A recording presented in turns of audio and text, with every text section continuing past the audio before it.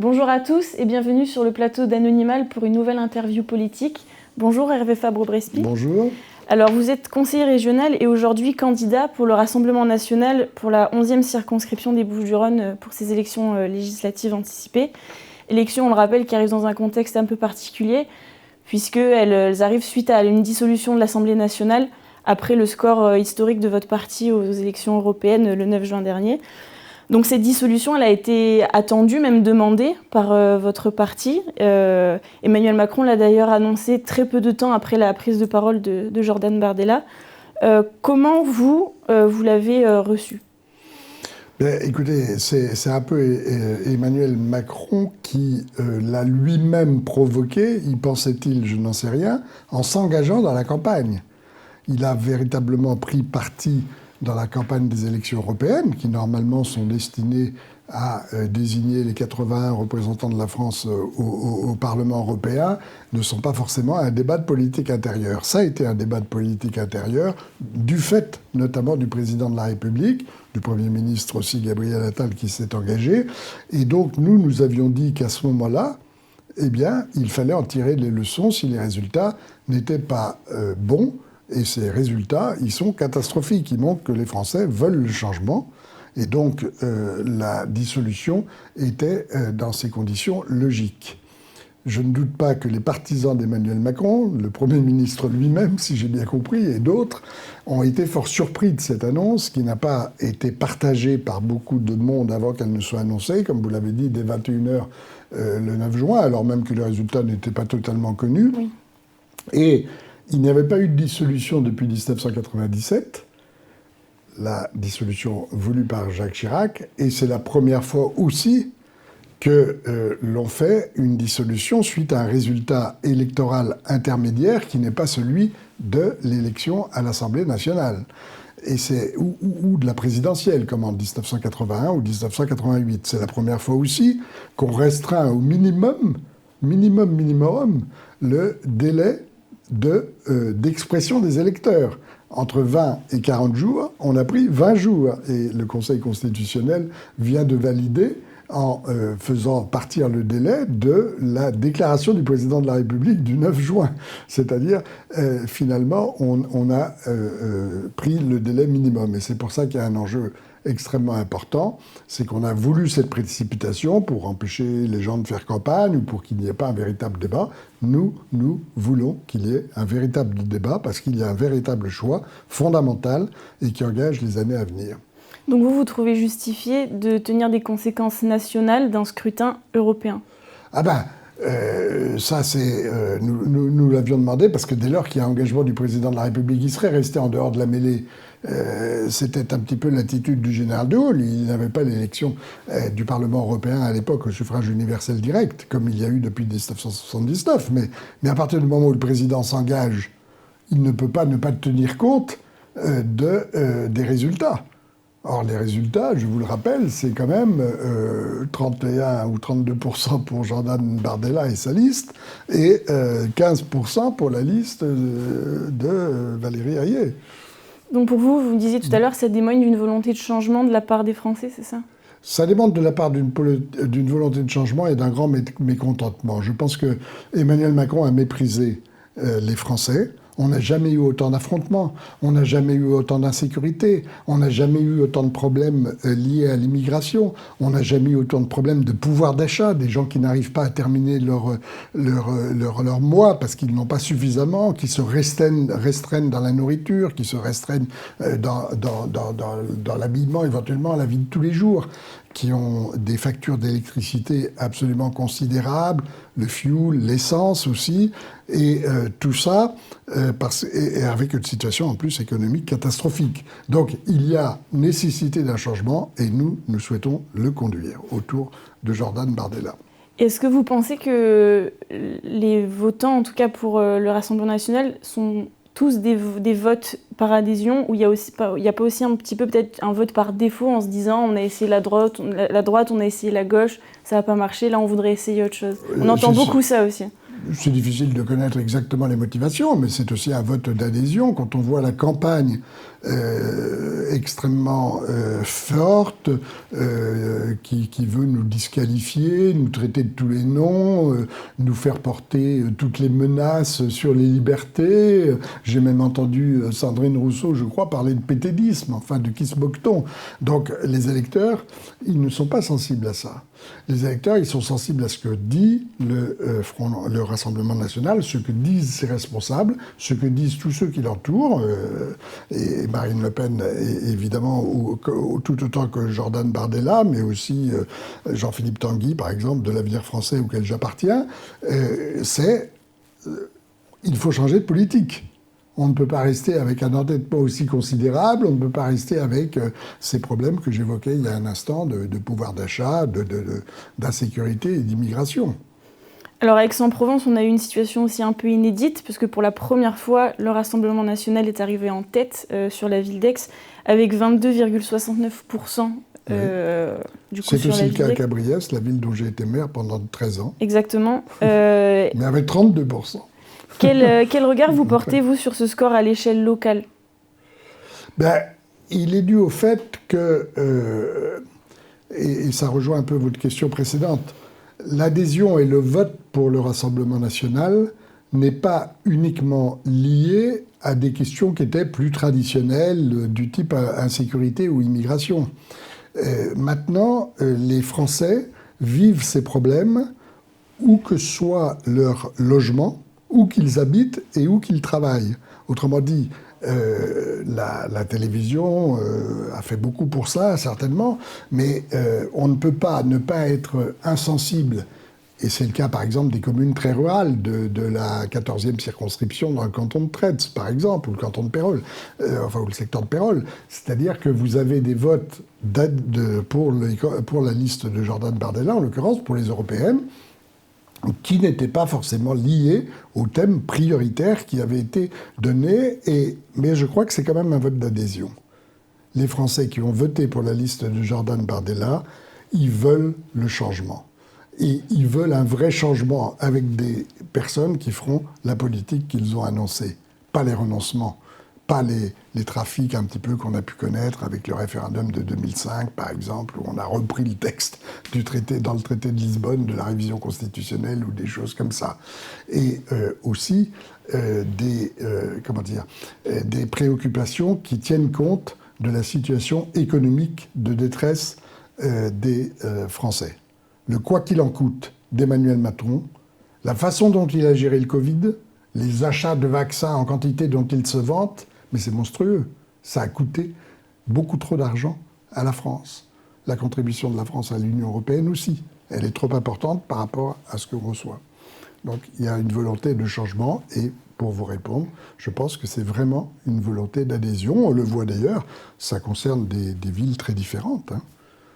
Et donc... L'électorat populaire d'Aix-en-Provence, l'électorat populaire des Pennes Mirabeau ou de Septem-les-Vallons, plus populaire que celui d'Aix, a voté massivement pour la liste conduite par Jordan Bardella, comme un électorat, disons, de personnes plus aisées d'Aix-en-Provence. Mais c'est aussi des quartiers populaires d'Aix-en-Provence qui ont voté pour la liste. Donc, je crois, et on le voit bien dans les enquêtes, c'est que l'adhésion au thème que nous défendons, elle vient de populations, de catégories socio-professionnelles, de revenus, de situations familiales très différentes. Et donc en quoi le Rassemblement national peut concrètement changer la vie des Français ? Des priorités ont été exprimées et elles sont très fortes. C'est que, vous comprenez, l'histoire des centrales nucléaires, c'est un domaine que je connais un petit peu pour différentes raisons, mais nous avions l'énergie la moins chère et la moins polluante quasiment du monde, avec le programme qui avait été mis en œuvre maintenant en 1973. C'était Pierre Messmer, Georges Pompidou, et donc Fessenheim, l'arrêt de Fessenheim a été une erreur. L'arrêt du programme, parce que c'est très long, c'est comme un paquebot ou un porte-avions, c'est très long de décider une centrale nucléaire, de la mettre en place. On a voulu privilégier les éoliennes, qui en fait ne fonctionne pas, ne pollue le paysage et ne donne pas suffisamment d'énergie. On a voulu aussi les voitures électriques, l'imposer aux Français. Et comment est-ce qu'une personne, un ménage, peuvent se payer à l'heure actuelle une voiture électrique au prix qu'elles sont. Et donc, je crois que ça, c'est une priorité. Réduire la facture d'électricité. Et on le peut. On le peut, il suffit de se dissocier du marché européen de l'électricité. Alors on vous dit, oui, ça sera fait au 1er janvier 2026, mais nous ne voulons pas que ça soit fait au 1er janvier 2026, on veut que ça soit fait au 1er septembre 2024, c'est-à-dire demain ou plus tard, au 1er janvier 2025, s'il y a des délais de mise en œuvre. Ça, c'est très important. Et de la même façon que les pouvoirs d'achat, comme nous avons parlé de réduire la TVA sur les produits de première nécessité, c'est une mesure très importante pour faire en sorte qu'il y a un allègement. Et contrairement à ce qu'on entend, ça ne sera pas forcément une réduction des dépenses de l'État. Parce que c'est comme l'histoire de l'augmentation des salaires, à condition qu'elle ne soit pas démentielle, comme le propose le Front populaire. Si chaque Français, chaque foyer a plus de revenus, il va dépenser plus, et donc il apportera plus de recettes aussi à l'État en matière fiscale. Alors, à l'annonce de ces élections législatives anticipées, la question des alliances s'est posée. Il y a eu énormément de conflits et de débats autour des alliances avec le Rassemblement national dans le parti Reconquête et dans le parti Les Républicains. On a vu beaucoup de désaccords. Il n'y a pas eu du coup de coalition de la droite véritablement comme il y a pu y en avoir à gauche. Et la preuve en est sur votre circonscription, puisque vous êtes face à un candidat républicain et un candidat Reconquête. Oui. Quel est votre avis, vous, sur cette question-là ? Oui, s'agissant de la circonscription, j'observe que le candidat des Républicains n'est pas de la circonscription, mais de Salon de Provence. Oui. Enfin, les deux candidats, puisqu'ils sont deux frères, titulaires et suppléants, que je connais bien. Vous savez, j'ai toujours été dans le mouvement, même à l'UDR à l'époque, RPR, UMP, LR. J'ai vu des reniements successifs. Ce n'est pas moi qui ai changé en soutenant Marine Le Pen et le Rassemblement national. Ce sont eux qui ont changé. J'ai entendu Édouard Balladur, Jacques Chirac se dire « la monnaie unique, non, il faut une monnaie commune », c'est-à-dire garder les monnaies nationales tout en ayant une monnaie commune. J'ai vu et j'ai entendu dire « il n'y aura pas de service de politique étrangère au niveau européen ». Nous avons une sorte de ministre des Affaires étrangères européen qui ne sert à rien. Et il y a eu aussi, souvenez-vous, je fais appel à du passé, mais des programmes de 86 ou 93, où ce qui était à l'époque le RPR et l'UDF, devenu l'UMP, avait des programmes extrêmement fermes. Souvenez-vous aussi de Nicolas Sarkozy, qui a été président de la République et qui parlait du Karcher pour montrer à quel point il y avait nécessité de nettoyer. Donc, l'élection n'est pas une élection droite-gauche, ça n'existe plus vraiment.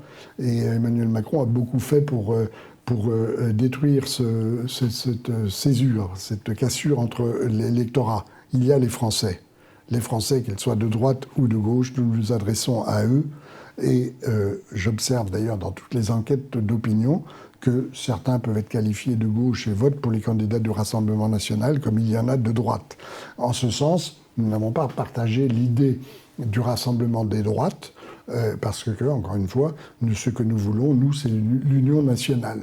Il y a des gens qui ont appartenu même à des gouvernements de gauche, je pense à Arnaud Montebourg par exemple, qui n'est pas de droite au sens où on l'entend classiquement, et qui n'est pas loin de partager certaines de nos thèses, en matière en tout cas européenne. Vous étiez déjà candidat aux élections législatives oui. En 2022 face à Mohamed Lakila, qui s'était imposé avec 55,19% au second tour. Pourquoi, pour cette élection-là, le résultat serait différent ? Le résultat va être différent. C'est pas la question de savoir pourquoi. Non, je suis confiant. Pourquoi ? Parce qu'en 2022, nous étions dans la foulée de l'élection présidentielle. Emmanuel Macron avait été réélu en faisant peur par rapport à Marine Le Pen, mais avec un score qui n'était pas le même qu'en 2017. Et ici, c'est la première fois sur la 11e circonscription qu'un candidat soutenu par le Rassemblement national était au second tour. Et nous avions à l'époque la NUPES. Aujourd'hui, nous avons l'équivalent de la NUPES, parce qu'il ne faut pas cacher la vérité. Ils se cachent, ils ne veulent pas trop mettre en avant Mélenchon, mais en réalité, ce sont les mêmes. C'est-à-dire, ça va de nouveaux partis anticapitalistes, parti communiste, LFI, la France Insoumise, les partis socialistes, les Verts. Tout ça, c'est une coalition purement électorale, qui n'a pas du tout les mêmes idées, pas du tout les mêmes programmes. Et puis, d'un autre côté, vous avez les candidats comme Mohamed Lakila, qui cache sur ses affiches qu'il est Macron, comme il l'avait fait à l'époque. À l'époque, je me rappelle qu'il y avait même sur ses bulletins de vote, je crois que c'était en 2017, et en 2022 maintenant, le nom et la photo d'Emmanuel Macron sur ses documents électoraux. Et là, il veut le cacher. Alors, pour les électeurs, la question, elle est simple. Voulez-vous ou non une continuité avec le président de la République qui intervient surtout, parce que Emmanuel Macron n'est pas du genre à se laisser dicter la démarche politique par son gouvernement s'il est de la même couleur que lui, dirigé par Gabriel Attal ou un autre, ou bien voulez-vous un vrai changement avec une politique différente, une cohabitation ferme, une cohabitation sur des thèmes essentiels tels que la propose le Rassemblement national et toutes les formations qui l'entourent. Même s'il n'y a pas un accord électoral, vous savez, l'accord électoral qui a été fait autour du Front populaire, c'est uniquement un accord électoral. Le Parti socialiste, qui a vu Raphaël Glucksmann faire un peu plus que n'avait fait à l'époque Anne Hidalgo à l'élection présidentielle, s'est dit on va voir un peu plus de députés que la France insoumise. Donc ils se sont ralliés, y compris Glucksmann qui avait dit rien à voir avec LFI. Et on voit bien qu'il y a dans les candidats du nouveau Front populaire des personnes qui ne sont pas républicaines, qui n'ont pas condamné l'attaque, par exemple, du Hamas sur la bande de Gaza, ou qui ont fait, comme M. Pena, par exemple, qui est candidat au nom du Front populaire, qui ont appelé à une manifestation contre la police en 2020, au moment des élections municipales. Vous voyez ? Donc il y a une différence très notable par rapport au scrutin de 2020, et c'est pour ça que, 2022, pardon, et c'est pour ça que je suis assez confiant. Il y a un électorat qui est très important, c'est l'électorat des jeunes, oui. Qui s'est massivement prononcé pour Jordan Bardella aux élections européennes. Là, d'après les sondages, leur choix se porterait plus clairement sur le nouveau Front populaire. Qu'est-ce que vous auriez à dire, vous, à ces jeunes, pour les encourager à se mobiliser ? C'est un choix décisif pour eux. C'est un choix décisif, et je leur dirais la chose suivante. Je suis le père d'un enfant de 5 ans.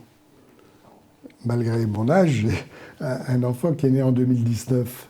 Je veux qu'il vive dans un pays qui ressemble à celui que j'ai connu, qui soit un pays où la France ait sa place dans le monde, où les valeurs, l'histoire nationale soient encore respectées, vénérées, où les religions coexistent sans antagonisme.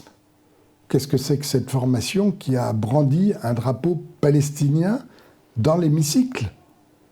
Qu'est-ce que c'est que cette formation politique, donc le nouveau Front populaire aujourd'hui, qui a refusé de condamner l'attaque donc du Hamas ? Qu'est-ce que c'est que cette formation qui est responsable d'une montée de l'antisémitisme ? Il ne faut pas le cacher. Ensuite, on fait des assauts de protestation et de déclaration, mais donc les jeunes qui ont envie, d'abord je pense qu'ils ont envie de travailler en France. Il y en a beaucoup qui partent à l'étranger.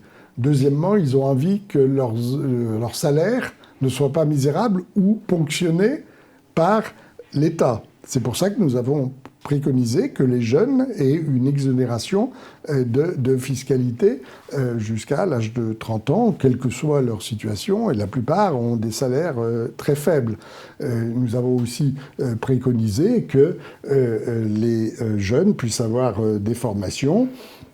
On parle beaucoup de la réforme des retraites, bien sûr, et puis du chômage aussi, et on observe, on ne parle pas des chiffres réels qui sont qu'en réalité, l'abaissement de la retraite se traduit par des allocations de chômage plus importantes parce que les personnes qui devraient travailler parce qu'on a prolongé l'âge de la retraite, elles sont en réalité au chômage.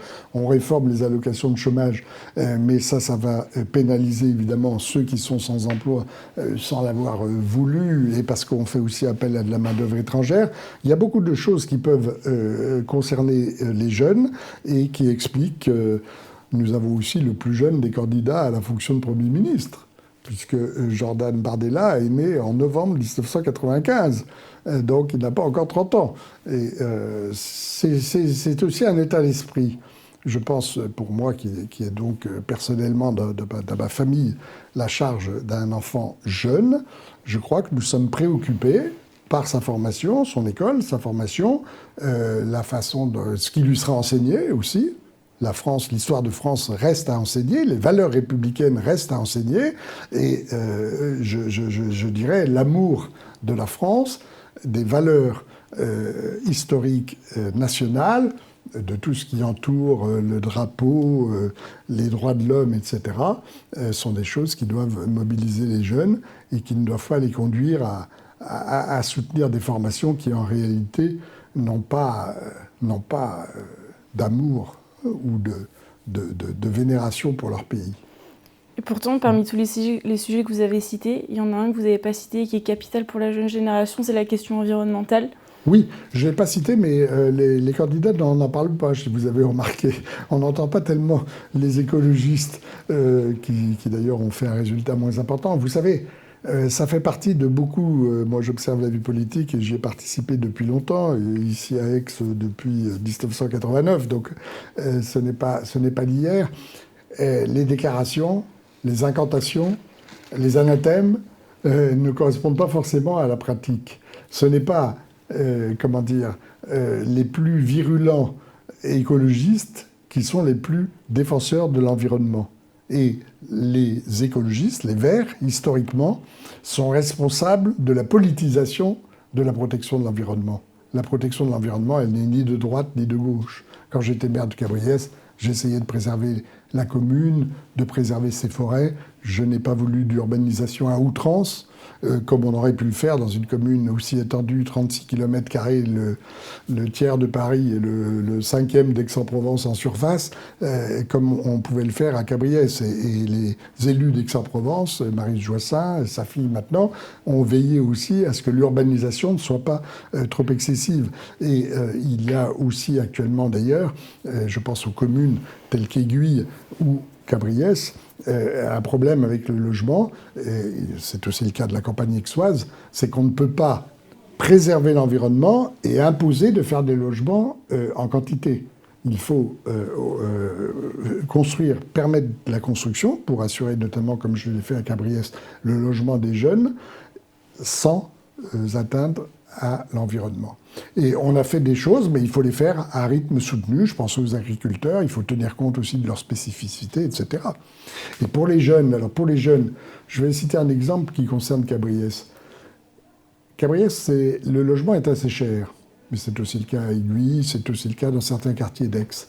J'ai permis à une génération de se maintenir à Cabriès en faisant des logements sociaux pour eux. Permettons aux maires de faire des logements sociaux, de calculer le quota de 25%, non pas sur le stock, mais sur le flux. Autrement dit, vous construisez 100 logements, très bien. Vous devez faire 25 logements sociaux. Et troisièmement, de leur permettre l'attribution. Permettre l'attribution des logements sociaux, ça permet justement de loger les jeunes de la commune. Comment est-ce que moi, je pouvais faire à l'époque, j'ai dû faire 200 logements sociaux à Cabriès, sans donner la priorité à ceux qui attendaient depuis des années d'en avoir un et qui étaient originaires de la commune et qui souhaitaient y rester. Ça, c'est important pour les communes, c'est important pour les jeunes. Une question importante comme l'environnement, qui les concerne, parce qu'ils voient ce qui se passe, mais une question aussi qui est, est-ce que je vais pouvoir me loger? Est-ce que je vais pouvoir rester dans ma région? Est-ce que je vais pouvoir rester dans ma ville? Ma ville que j'aime, est-ce que je vais pouvoir y rester? Et effectivement, mais les jeunes, ils sont aussi préoccupés par les années à venir par rapport à la planète. Oui. Donc ça, c'est une préoccupation aussi principale. Et je vous pose aussi la question, parce qu'on reproche souvent au Rassemblement national de ne pas suffisamment porter d'attention à la question environnementale. Et c'est aussi pour ça que les jeunes se tournent sûrement vers le programme du Front populaire qui, lui, semble en faire un sujet qu'il porte davantage. Oui, je leur dis simplement, vous avez un président de la République qui s'appelle François Hollande, qui est maintenant candidat d'ailleurs au titre du nouveau Front populaire. Il a été président entre 2012 et 2017. Qu'a-t-il fait pour préserver l'environnement ? Qu'a-t-il fait ? Alors que la charte de l'environnement date d'une période antérieure, d'un autre président de la République, qui s'appelait Jacques Chirac, alors que des choses ont été décidées, programmées. Autrement dit, et on le voit bien dans les autres pays européens, ce n'est pas parce que vous faites des déclarations, que vous faites des programmes, que vous politisez l'écologie, que vous la faites avancer. Oui, la préservation de notre planète est nécessaire, mais il faut le faire progressivement et on a déjà fait des efforts, on a demandé des efforts aux Français, mais par exemple la disparition de tous les voitures qui ne soient pas des voitures électriques à l'horizon 2030 ou 2035, c'est trop tôt. Exigeons des constructeurs ce qu'ils peuvent faire, que les voitures à essence ou diesel soient plus respectueuses de l'environnement. Et puis vous aurez une protection qui sera plus grande. Mais ne massacrons pas le paysage avec des éoliennes qui ne marchent pas toujours, qu'il faut alimenter en électricité, où il faut produire les pales avec des matériaux qui ne sont pas forcément, respectueux de l'environnement, ou les batteries au lithium que vous ne savez pas où vous allez les jeter parce qu'il faut les remplacer de temps en temps. Vous voyez ce que je veux dire ? C'est-à-dire c'est un tout avec des solutions très concrètes, avec des propositions qui ne fragilisent pas la situation économique de chacun. Vous parliez tout à l'heure du délai très court entre l'annonce de la dissolution de l'Assemblée nationale qui a eu lieu du coup, le 9 juin. Ouais. Le premier tour sera le 30 juin, ouais. Le deuxième tour le 7 juillet. Comment on fait pour partir en campagne dans un délai aussi serré ? Alors c'est évidemment un petit peu difficile et puis il y a des questions matérielles. C'est pour ça que la campagne que je conduis, elle est aussi très liée à ce qui se passe au niveau national. Hein. Nous avons une coordination de tous les candidats, mais c'est aussi pour montrer notre cohésion. Et comment dire ?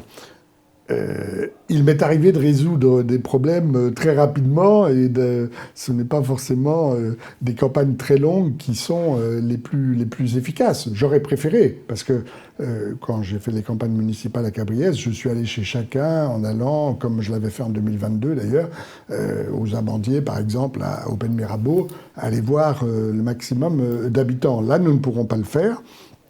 Et donc, nous comptons beaucoup sur l'information, sur les médias pour répercuter notre message et la distribution aussi de documents électoraux par des militants, des jeunes notamment, qui sont passionnés par l'enjeu et qui répercutent notre message. Mais c'est effectivement un petit peu plus difficile, mais en même temps, je pense que les Français sont bien conscients de l'enjeu. Ils sont désireux d'un changement, ça tous les sondages, les enquêtes le montrent. Il y avait une enquête, je crois, c'était le journal du dimanche, c'est hier, je crois, qui montrait qu'il n'était pas impossible au Rassemblement national d'obtenir la majorité absolue. Avec l'apport de quelques députés soutenus par Éric Ciotti et d'autres, d'obtenir donc les 289 députés qui permettent d'avoir un gouvernement stable et solide. D'ailleurs, Jordan Bardella a déclaré qu'il accepterait le poste de Premier ministre que si il obtenait la majorité absolue. Oui, alors il a d'autant plus raison. Moi, je vous parle, je ne veux pas apparaître comme un vieux schnock, mais au contraire, l'histoire se répète. En 1986, Mitterrand avait mis la proportionnelle pour éviter à la droite d'avoir une majorité trop forte au scrutin majoritaire. Et la coalition RPR-UDF a eu la majorité absolue de 3 voix à l'Assemblée nationale. Ça a permis au gouvernement de Jacques Chirac de gouverner à l'époque. Il aurait pu faire mieux, il aurait pu faire plus. Le président de la République s'est opposé à certaines choses. Je comprends totalement la position de Jordan Bardella. Et on a bien vu dans ces 2 années que le gouvernement, en réalité, ne pouvait pas faire passer des lois. Elisabeth Borne ou Gabriel Attal se sont vantés de faire passer des lois en nombre important malgré l'absence de majorité absolue. Mais la plupart, ce n'étaient pas des lois sensibles, comme la loi sur les retraites passée avec le 49.3. Les budgets, aucun budget n'a été voté. C'est quand même anormal que le budget de la France qui concerne tous les Français, qui a des répercussions sur la situation de chacun, ne soit pas voté, qu'il soit considéré comme adopté parce qu'on a engagé la responsabilité du gouvernement. Donc c'est très important d'avoir une majorité absolue qui permet de gouverner. Il a raison. Et j'invite tous les Français à voter suffisamment, à apporter suffisamment de députés pour que Jordan Bardella et tous ceux qui l'entourent puissent gouverner. Et justement, si vous êtes élu, comment vous allez porter les préoccupations des habitants de votre circonscription jusqu'à l'Assemblée nationale ? Je ne serai pas un élu lambda. Qu'a fait le député Mohamed Lakila pour la circonscription ? Personne ne l'a jamais vu. Il a été à la commission des finances, il n'a pas véritablement été porteur de beaucoup de projets, il le dit, mais il n'en a pas fait beaucoup. Il se trouve que j'ai l'expérience, en ayant été au cabinet du Premier ministre, à l'époque François Fillon, pendant 5 ans, de ce qu'est le gouvernement, ce qu'est la fonction d'un député. Il est à la fois, parce qu'il est élu au scrutin majoritaire, encore aujourd'hui, il sera peut-être à la proportionnelle demain, il est l'élu d'un territoire, donc il doit s'intéresser aux problèmes de son territoire. Mais ce n'est pas l'essentiel. Enfin, c'est pas l'essentiel. C'est un complément qu'aurait dû faire Mohamed Lakila, qui n'a pas fait du tout. Mais c'est aussi de participer à l'effort de redressement, la politique qui sera menée par le gouvernement d'union nationale, dont je souhaite la formation et dont je souhaite aussi la réussite une fois l'élection passée. Et donc, j'apporterai tout mon savoir-faire, tout ce que je peux connaître, savoir, mon expérience pour qu'ils réussissent. Et là-dessus, si vous voulez, je ne sais pas si j'anticipe votre question, je suis très frappé par les qualificatifs d'incompétents qui sont portés par rapport à Jordan Bardella et ceux qui l'entourent. Je connais bien la haute administration française. Je peux vous dire que beaucoup de hauts fonctionnaires partagent les positions du Rassemblement national et souhaitent contribuer à des changements. Je connais beaucoup de personnes qui sont prêtes et qui sont capables d'assumer les fonctions, non seulement au gouvernement parmi des titulaires de postes ministériels, mais aussi dans ce qu'on appelle les cabinets, c'est-à-dire ceux qui entourent les ministres pour faciliter leur action et qui les mettent en relation avec leur administration. Donc, je peux vous assurer qu'il y a toutes les compétences nécessaires pour gouverner la France avec un gouvernement d'union nationale dirigé par Jordan Bardella. Et donc, j'ai une dernière question. Pourquoi c'est important que les habitants de votre circonscription, d'Aix et alentours, se mobilisent pour ces élections législatives ?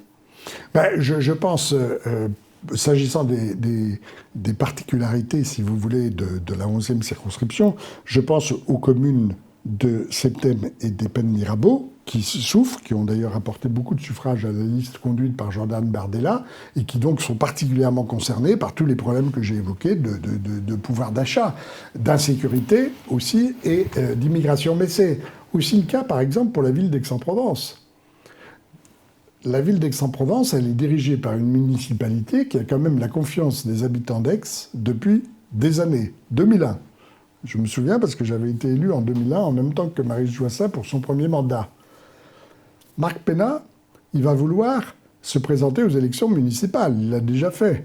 Et encore une fois, c'est quelqu'un qui est issu, non pas du Parti socialiste, comme il le dit ou prétend, mais de l'extrême gauche, si je puis dire, ou en tout cas de la gauche radicale. J'évoquais l'appel aux manifestations qu'il avait fait. Donc, je crois que moi, je ne serais pas...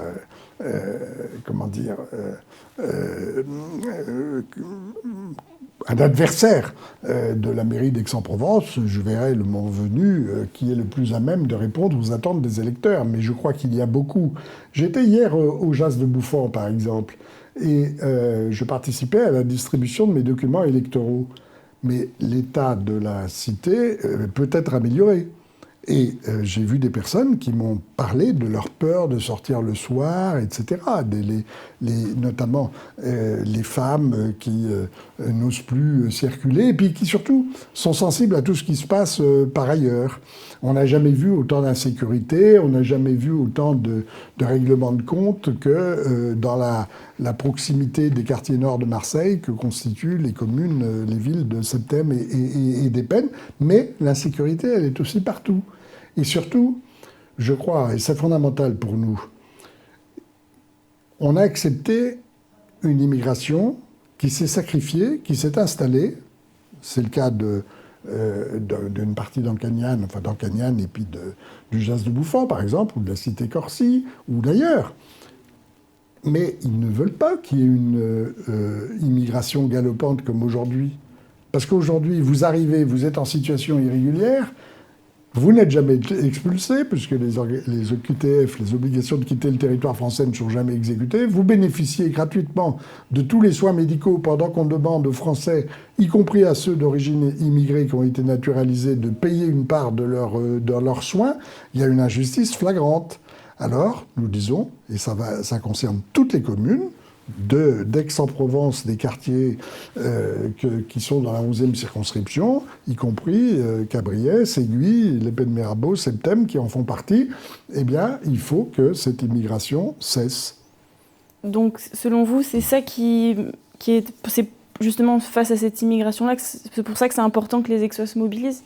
Oui, mais aussi pour les thèmes que j'ai évoqués de pouvoir d'achat, les priorités qui seront les nôtres, hein, et aussi tout ce qui concerne les factures et la vie quotidienne. Hein.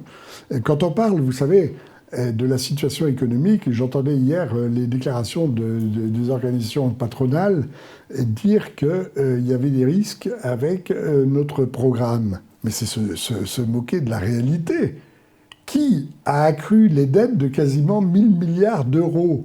C'est le gouvernement, les gouvernements sous la présidence d'Emmanuel Macron, c'est-à-dire Elisabeth Borne et Gabriel Attal.